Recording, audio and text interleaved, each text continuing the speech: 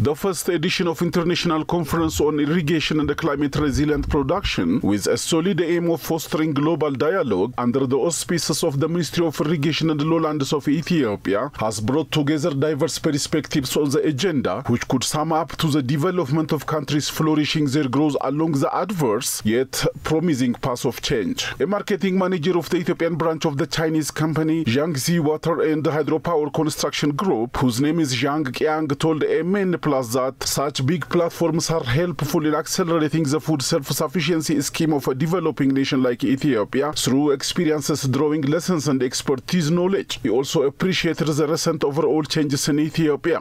This meeting is focused on the irrigation and the climate resilience, which is very important in the current situation, especially, in the past 3 years, I think the climate change has a very, very great impact on the crops and everything. And I hope through this conference, all the shareholders from different countries can share their experience, their hope for the future.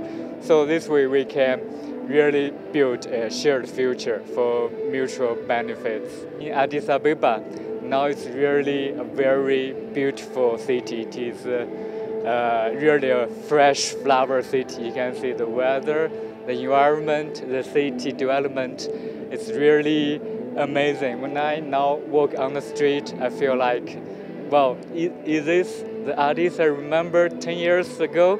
No, it's absolutely very beautiful, different now. Country delivery lead of Ethiopia, Enas Abdullah Abdul Malik of the Global Energy Alliance for People and the Planet, on her part stressed on the conference's multiple objectives, through which it seeks to generate actionable insights, foster new partnerships, and develop a roadmap for the future of irrigation and sustainable development, both inclusive and resilient to the challenges posed by climate change, are of paramount importance. It's a critical and very much necessary, and I'm grateful for the Ministry of Irrigation of Lowlands to actually take the initiative to actually hold this and bring all stakeholders together.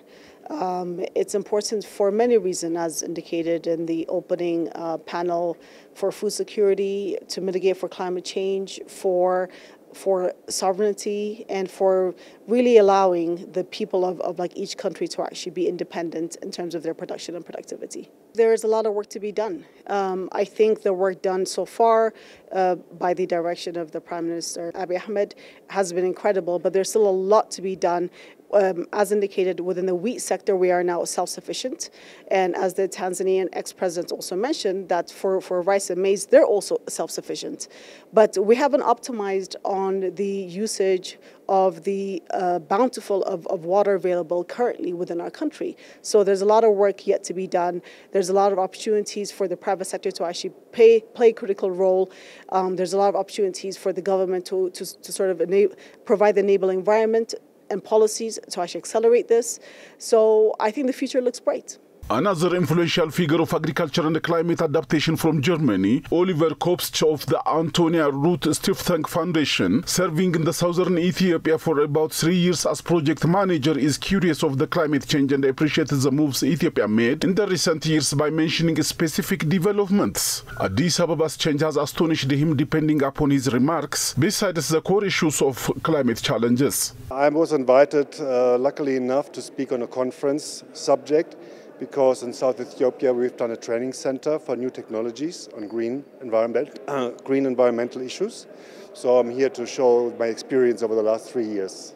This venue is amazing because it brings a lot of people together from the irrigation sector, and that's exactly what we need to focus on in bringing more food in the local areas. Well, it brings exactly those people that have got decision power and make policies in order to make it happening on the ground, because I work on the ground, and I depend on the rules and regulations that the government is issuing. So I can only work on this environment, which is then designed here, and our foundation then donates money for projects or for enterprises to implement the will and the need of the local communities. I'm happy to be in Addis, but I'm also happy to go straight back to the countryside. So I do see some definitely improvement on road management. I mean, the traffic is still bad, but not as bad. When I arrived many years ago, you had all these blue old taxis with exhausts. Now I see BYDs and other electrical vehicles. That's a fantastic move, and it just needs to be accelerated to make the air pollution also less. I mean, you see long distance already now, so there's little smog. So I think it's a great development. Lots of green parks now, people are walking. I mean, every city, like mega cities, have big challenges on transport, that's for sure. The first edition of International Conference on Irrigation and Climate Resilient Production 2025, which Ethiopia has pioneered in hosting and stretching the diversified agenda, has got its conclusion. Ethiopia emulated global best practices and is keen to apply the lessons to the local context, the Ministry of Irrigation and Lowlands pointed.